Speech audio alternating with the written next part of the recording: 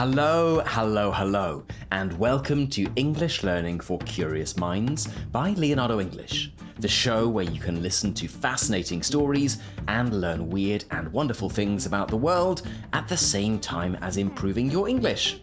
I'm Alistair Budge, and today is the start of another 3-part mini-series, this time on the loose theme of education. In part 1, today's episode, we are going to talk about the UK university crisis. In part 2, we will talk about the history of private tutoring, one-on-one tutoring, and ask ourselves whether it is the reason for the geniuses of the past. And in part 3, we will look into a crystal ball and talk about some of the most interesting ideas about the future of education. Okay then, let's get right into it and talk about the UK university crisis. When Tony Blair became British Prime Minister in 1997, he proudly said that the top 3 priorities of his government would be education, education, education. It was a slogan, but a powerful one. After all, who doesn't like the idea of better schools for children, better training and pay for teachers, and more young people going to university and getting a quality education? Since this famous speech, the number of people going to university in the UK has almost doubled. There are 2.9 million people studying at universities in the UK, almost 1 in 20 people in the country. And, as you may know, the UK has some of the best universities in the world. Oxford and Cambridge are 2 that I imagine you will have heard of, but they are just 2 of the country's 166 universities, many of which are very high quality. In fact, the UK is second only to the United States in terms of the number of universities in the top 100 in the world. But there is a growing crisis at British universities, a series of headwinds, dangerous conditions that threaten to do serious, long-standing damage to the sector and, as a consequence, to the country. So, what's going on? Well, first, let me tell you about some peculiarities of UK universities and explain why they are probably a little different from the universities in your country. Unlike in many countries, universities in the UK are technically not owned by the government. They aren't state in the same way that most universities in Italy or France or Spain are. They are autonomous institutions, which means they manage their own finances. They choose what to teach, and they are responsible for making sure they provide a good education to their students. They are run more like a business than a branch of government. It is the responsibility of the university to attract students, deliver courses, and make sure that its income is the same or greater than its expenses. In other words, it needs to balance its own books. This doesn't mean that there is no public funding whatsoever. The British government does provide some financial support through research grants and public funds, but this only accounts for around 28% of the income of UK universities. So, where does the rest of the money come from if it's not the government? Well, the students, for the most part. Tuition fees, paid directly by university students, make up 53%, just over half, of the total income at British universities. As you might know, British universities are expensive to attend. If you are from the UK, as an undergraduate, you pay £9,250 per year. So that's around 11,000 euros. That's the maximum you'll pay if you're British. And it's the same whether you go to the best university in the country or the worst. Whether you do an expensive course to deliver, like medicine or veterinary science, or whether you do a less expensive course, like a humanities subject. So just under 11,000 euros is the absolute maximum you will pay for your tuition. But if you are an international student, there is no limit to the amount you might pay. International students typically pay between 20 and £30,000 per year. So between €25,000 and €35,000. And the most expensive course is just under £70,000, or €85,000. That's the undergraduate medicine course at Cambridge, by the way, and it lasts for 6 years. So the tuition fees alone will set back a student almost €500,000. So the dirty little secret, or not really a secret if you look at the student numbers, is that the tuition fees British students pay are heavily subsidised by international students. A Cambridge medical student from China or Saudi Arabia or anywhere outside Britain for that matter is essentially paying for multiple British students to be able to take the course through the high fees. Without international students, the British university system, as it is currently structured, would collapse. British universities, especially the better ones and on the most intensive courses, lose money on every British student that enrolls, with one recent report putting this figure at an average of £2,500 a year lost on every British student. Again, if you went to university and you didn't pay anything, or you paid a nominal fee, a few €100 or something, you are probably thinking that this sounds ridiculous and that British universities must be horrendously mismanaged. They aren't. It's primarily a question of who pays. In the UK, the student pays most of it, and the government contributes little. In your country, if you paid nothing or a nominal fee, it's the reverse. The government pays most, and you pay a little. And the reality is that this fee, nearly £10,000 a year, might be very high compared to most countries, but it isn't high enough to plug the gap. There is a shortfall between what it costs to deliver most courses and the amount of money that British students pay to take them. One reason is that this fee has only been increased once in 12 years, and given the inflation that has happened in this period, it simply isn't high enough. So, universities have been relying on international students to make up the difference. These students, as you've heard, pay much higher fees, and in many cases, universities are using the profit they make from international students to subsidise the education of domestic students. It has worked, so far, but this model is teetering on collapse. For one, it makes universities highly dependent on the continued flow of international students. Overall, at British universities, international students are still very much in the minority, making up just under 12% of the undergraduate population. Yet, they contribute just under half of university tuition fee income. In other words, a small percentage of the student population pays for everyone else. This is all good. It's all fine and dandy when hundreds of thousands of international students want to come to the UK to study. But it is a fragile situation. Just a small drop in the number of international students can make the entire system come crashing down. And this is what's happening, to a certain extent, at the moment. After years of rising every year, the number of international students enrolling at British universities has started to drop. There are a few reasons for this. Firstly, Brexit. When the UK was part of the European Union, students from EU countries could come and study at British universities and pay the same tuition fees as domestic students. Because many EU students enrolled in less expensive courses to deliver, for example, humanities subjects, even though they paid the same fees as domestic students, they were still a net benefit to British universities. After Brexit, students from EU countries now have to pay international fees.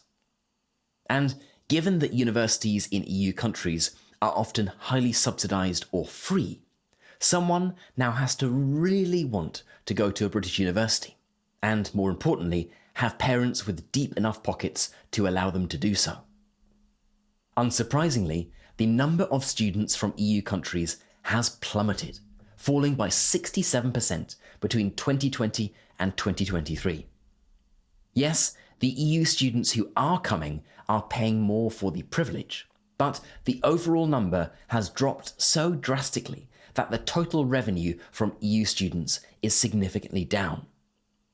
This was something that British universities had suspected would happen ever since the Brexit vote back in 2016, and they had made preparations for it.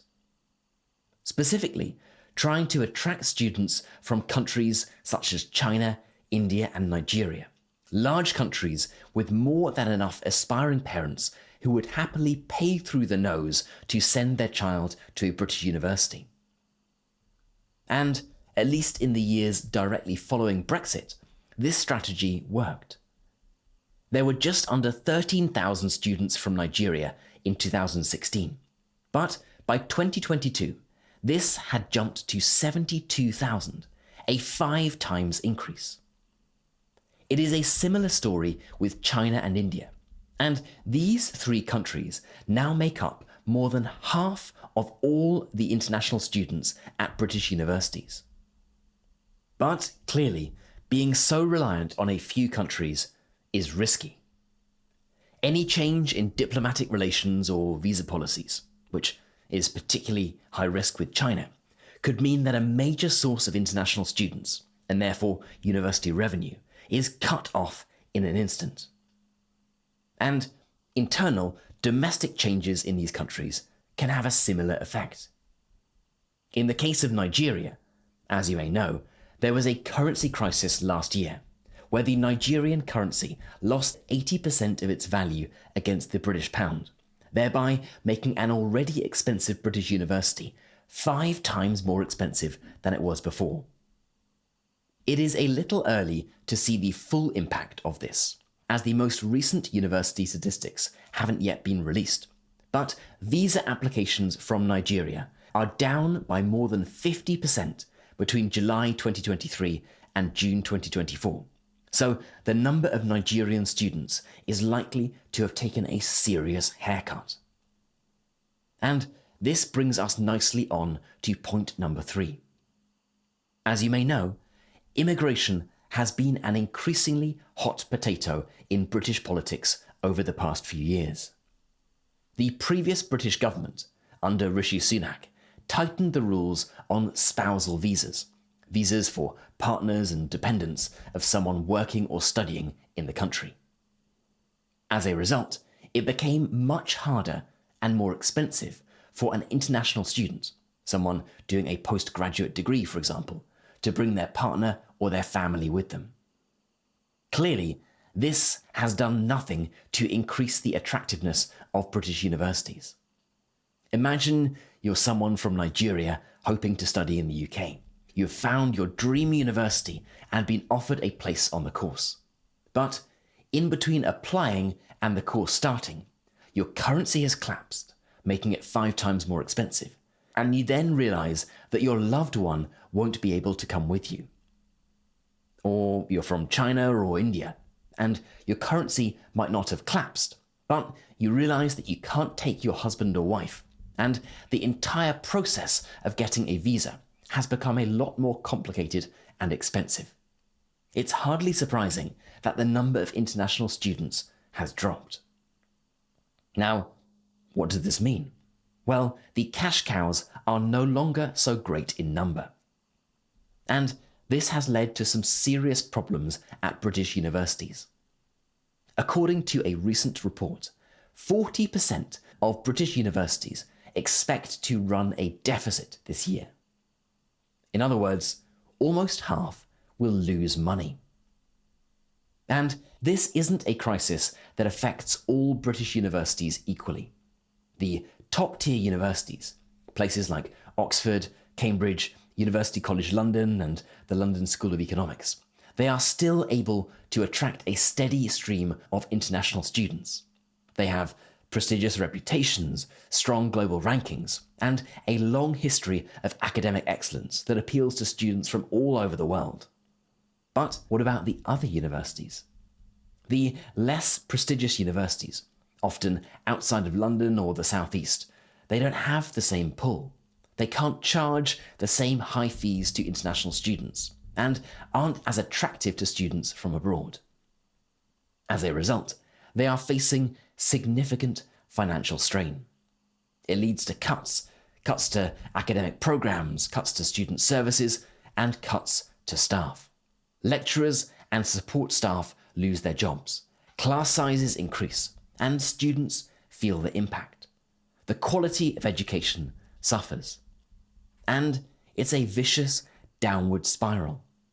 Quality decreases, therefore they become less attractive. Enrollments drop even further. More cuts need to be made, and the cycle repeats. Of course, lecturers are affected too. Over the past few years, lecturers and other university staff have gone on strike over pay, pensions, and working conditions. The reality is that many of the people working in universities feel underpaid and overworked, and they're often on insecure, short-term contracts with little job stability. So, what's the solution? Well, many universities are having to make tough decisions about the courses that they offer. If there aren't enough students on a course, and it loses money year after year, it becomes more likely than ever to be cancelled. And there is increasing discussion by politicians about funneling students into courses that are more likely to have a positive economic impact on the country, and away from courses that, statistically speaking, have less economic value, so-called Mickey Mouse courses to their critics. Universities are now required by law to publish data on things like the percentage of alumni in employment after graduation and their average salary. And, as you might expect, there are some stark differences. The average computer science graduate from the University of Oxford has a first-year salary of £52,000, while for the average drama, dance and cinematics graduate from the University of Bristol, that number is under £20,000. Both of those students, if they are British, domestic students, will have paid exactly the same for their tuition. But one will leave with a degree that is significantly more economically valuable than the other. Over the course of a lifetime, statistically speaking, the former will go on to pay hundreds of thousands of pounds in taxes and have a net positive impact on the country's finances, while the other will not. Of course, there is the argument to be made that a country full only of computer scientists, bankers, lawyers and engineers would be a less attractive place to live, and that people should be encouraged to follow their interests and passions. After all, that's what university is about, is it not? But there is the counter-argument that it is deceptive for an education system to value both degrees equally. And there is enough statistical evidence to show that someone studying a subject like drama, dance and cinematics will lead to a low salary, and they would probably have been better not taking on loans, and instead should have just started some form of vocational training straight away. And because this person is unlikely to ever repay the loans for their tuition, which are provided by the government, their university studies are essentially funded by the taxpayer. Ultimately, the question is this: should universities primarily serve the economy, or should they provide a broad and diverse education that enriches society in ways that aren't measurable in economic terms? This is, in some ways, the crux of the UK university crisis. It's not just about money, it's about the role of universities in the 21st century, and what kind of education we believe is worth investing in. Should British students be pushed towards value for money degrees in subjects like science and technology, which are more likely to result in higher salaries for them and more economic benefits for the country? Or should British students be free to study whatever they want, with their fees being subsidised by masses of international students paying sky-high fees? Should a greater financial burden be placed on British students, with domestic fees increasing to match the real cost of tuition? Or should the government step up to plug the gap? There are many warning signs that the current situation is not sustainable, with almost 1 in 2 British universities losing money every year. Clearly, this cannot continue. Britain has an almost 1,000-year history of higher education, with the University of Oxford being founded in the year 1096. There are now 166 universities in Britain, and not a single one has ever gone bankrupt. That is an impressive record, and time will only tell how long it will last. Okay then, that is it for today's episode on the UK university crisis. I hope it's been an interesting one, and if you are wondering about how British universities worked, well, that it has shone a little light on the subject. As a reminder, this is part 1 of a 3-part mini-series. Next up will be a look at private one-on-one tuition and the concept of genius, and in part 3 we will look into our crystal ball and talk about the future of education. You've been listening to English Learning for Curious Minds by Leonardo English. I'm Alistair Budge, you stay safe, and I'll catch you in the next episode.